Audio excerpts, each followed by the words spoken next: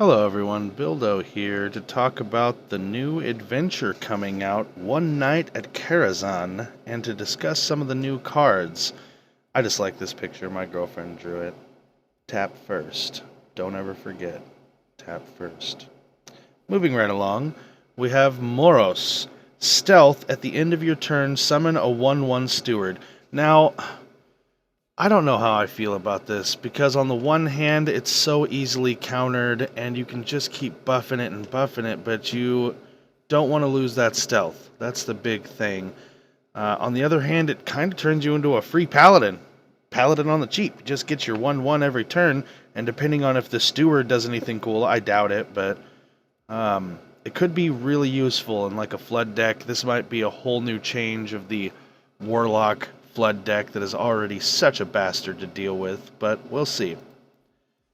I don't know if the mechanics are there yet for cards like this. I think they're setting up for a discard deck. I like the idea of a discard deck and getting value from discarding your cards, because then you can just basically have all your discard cards and a trash deck and then a couple of Renounced Darkness or some shit, just in case at the end, you know. I like the idea of putting more demons in the deck. Kind of seems like an inverted Flame Imp, you know, but this one's real interesting. I think they're beefing up for Blackrock Mountain to be cycled out. If you're holding a dragon, destroy an enemy. So this one's going to be very similar to cards we already see, like the Stampeding Kodo and stuff like that. So it's not going to be a huge change, but it's going to add to that dragon control deck we see so much of, and being a neutral card, it's just going to make it that much more ridiculous. The Babbling Book, a mage card, add a random mage spell to your hand. I don't think it's as powerful as people expect it to be, but I think it opens up the possibility of like a combo mage where you throw out a Bronzebeard and then this bastard, or a crap ton of one-cost spells and a Thorazan and a couple of Flamewalkers or whatever, and I call it the Pew Pew Mage, because you just throw out as many spells as you can, and it's like pew pew pew pew pew pew pew. Anyways, moving right along, we got this bastard, and I'm super excited about Zubat. Give a random friendly beast, dragon, and Murloc 1-1, and it's a mech. Now, I don't know if this is the start to a mech deck because of this bastard we're going to talk about in a second, but this is going to be a crazy zoo deck, and I love that it's a neutral card. I'm not positive if this is on the board or in your hand, or I doubt it's in your deck because it doesn't say in your deck, but that's great. Because in this deck, you're only going to have 3 to 6 of these bastards just so you know what you're going to pull out, and it's going to be great. Plus, look at those cute little bastards there. Those are so great. Anyways, moving right along, we have this that goes with it, the Curator. Draw a beast, dragon, Murloc from your deck. Now, I'm super excited about this because of the zoo deck. You can pretty much turn anybody into a zoo deck. So that priest zoo that I've been trying to do so much is going to be just a lot of fun. This next card here, I am super excited about. If you discard this minion, summon it. And this is going to play more into that discard deck we were talking about, and how they're trying to beef up to it, but it's not quite there yet. I'm super excited. I'm obviously still going to make the discard deck as soon as all these come out and try it anyways, but oh man, this one's going to be crazy. For each enemy minion, summon a 1-1 pawn with taunt. So it's going to be like Unleash the Hounds, but with massive taunts instead of other things. A lot of people are saying that, oh, this one's not as good as you think, blah, blah, blah. I think people are going to really abuse this in a massive way to just devastating combos. I think it's going to be a lot more ridiculous than people think. I'm excited about it to try out anything I can. I doubt the pawns have anything besides taunt, but imagine, if they did, some crazy other things. This card here, Prince Mahrazar, I am super excited about this. No one else seems to be. They're like, oh, it doesn't matter. It's not as powerful as you think because of this and that, which is very true. If you consider playing rank 17 or above, this isn't going to make a huge difference to your decks, right?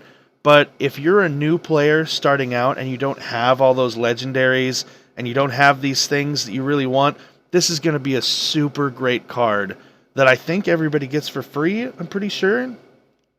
So you have your standard deck that you try your little heart out with, but it's super pay to win. So it's hard to get above rank 20 without all the legendaries that you need, unless you're Trump and you can just play any cheese deck you want and you just win. You're like, "Oh, I'm going to have 15 innervates in this deck cuz swag." Anyways, moving right along. This bastard, which I didn't actually see till today, Pompous Thespian, the 3/2 with taunt, I really like it. Just as another taunt to throw in there. Really bolsters up that taunt deck, the wall deck as I like to call it. I guess it's in other games as well, although I've never played a lot of other card games, so I wouldn't know. This little bish, moving right along. Oh, what is that? It's a picture of a dragon. That's so cool. Anyways, Northspet's Historian. That was terrible. If you're holding a dragon, discover a dragon. I think this is going to have a lot of synergy with the bookworm and different things like that. It's going to be like the museum curator, but for everyone. And it's even like a little dwarf lady. That's so cool. Moving right along, we have this new bastard that just came out. I think it was yesterday. Anyways, restore 6 health, summon a 6-cost minion. Now this one's going to be really helpful in those control decks for Druid. Because you don't really see a lot of Druid control unless it's Cthulhu or Ramp. So this is going to open up more possibilities for like a Tempo Druid or something like that. It's going to make it a lot funner, I think. Now, moving on to one of the most important bastards coming out, Medivh, the Guardian, equip the Great Staff of the Guardians. Now, I have this bastard down here, and you can see after you cast a spell, summon a minion that cost 1 less. Cost... Sorry, I'm a little tired today. After you cast a spell, summon a minion of that cost. Lose 1 durability. Now, a lot of people are saying, "Oh, it's a mage weapon. It's a mage weapon." But really, I see this... Where you at? There it is. I see this bastard coming out in like a warrior deck where you can buff the durability of your weapon over and over and over and still have the power to play all those 3 to 1 cost spells and just flood the board. You add an actual summoning stone into that, and then, I don't know, Yogg probably, and some other, and you have this crazy new deck that nobody's ever seen, and it's going to be hard to counter. I think it's going to be a lot of fun. This card is going to be a lot of fun. Oh, the return of the Face Hunter. We'll see. We'll see how it works. I doubt it. But, Face Hunter's never really left. It's still there. It's just a lot less popular. I think this is going to add more into the N'Zoth Hunter, which everyone's like, "Oh, that's such a great idea." And I'm like, man, I've been playing N'Zoth Hunter I've been playing N'Zoth everything for like a month now. I made what was it? N'Zoth Rogue and N'Zoth Priest, and they all do really good. Not gonna lie, I made a N'Zoth Reno Warlock, and it's great. I love that deck. So I think this is just going to buff that whole Death Rattle thing a little bit more, add more synergy for it, so people will notice it more. Karazhan. Summon a 1/1 candle, a 2/2 broom, a 3/3 teapot. Now, I'm pretty sure those are going to have synergy buffs on them because I don't know what the teapot, broom, and candle actually are, except for like hearsay here and there. So they'll probably buff each other in some weird way, and this will be like a mini Call of the Wild. So it'll open up that Tempo Warlock, I hope, because God, I'm tired of fighting flood decks. Anyways, moving right along, we have this crazy bastard, which is going to be great. The problem with it is that most paladin spells are one cost, so you're going to have to deal with that a lot. On the plus side, if you get a one cost spell, it's usually really helpful. On the other end of that, you do have the chance to get like, what is it? Anything can happen. Anything is awesome. Whatever. One of those bastards, anything, and heal for 10 health, which is just amazing. I think it'll be great for that heal paladin that we never see. I went up against one of them and they ruthlessly kicked my ass because I had no idea what they were until they, spend all your mana and heal for that twice that amount. I was like, holy shit, that's 30 health. Now this one's going to be real interesting. I think it's another one of those tricks that Blizzard is trying to put in there, like, ha ha ha, warrior, go ahead, try to control your face off until you die. So it's going to be amazing for control, obviously, but you can't silence a weapon, so you can't hit people with it. It's only going to be useful for clearing the board, and Warrior has enough weapons for that, you know? Maybe they're putting in other things to make it different, but it seems like a misguided Gorehowl, you know? At least Gorehowl has that one hit potential to do 7 damage and end the game or something. This hurts. It's I don't think it's going to be as useful as people think. Because you can clear the whole board, that's great, but what are the chances they have 4 3 health minions and you can tank all the damage? I get it if you're like a Cthulhu warrior and you have that much armor, or you're straight up armor warrior and just buffing the shit out of yourself, but other than that, I don't see how it's going to be super helpful. I'm excited about this bastard, mainly because manipulating the spell cost. Because if you can turn this into a 5-cost spell, you know, through various means of Thorazan and Sorcerer's Apprentice, then it's going to be way more worth, you know. Also, if you can combo it with other spells, it's going to be just a big boost to the Tempo Mage, which is already there. You're going to have this in your hand just in case, you know, oh shit, they just traded too good and I'm, you know, falling behind. Boom, bang, boom. They lose a minion, I get a minion. You really hope for that Psychotron, but you never know.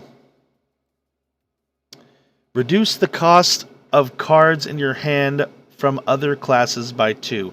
Now I'm super excited about this one because it opens up the possibility of the all your cards belong to me rogue, which is a thing in Priest because of, you know, the Thought Steal and all that. You just steal all the cards.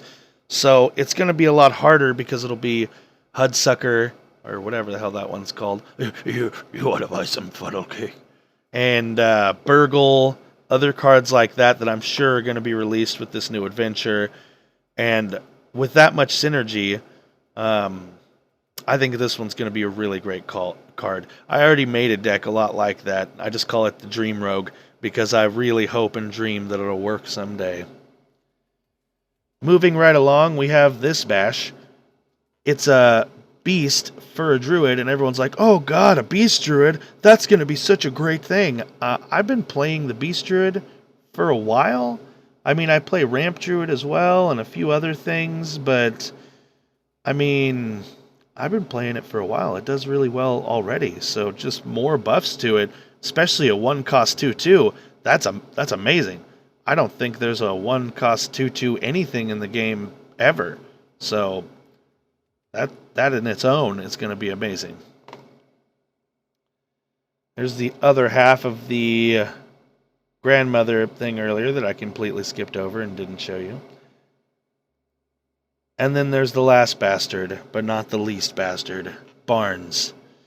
Summon a 1/1 copy of a random minion in your deck. Now, I really like the idea of this synergy, because if you only have one or two other minions, can you imagine pulling out like Bronzebeard and this bastard, and then you pull out 2 1/1 copies of whatever the hell you have?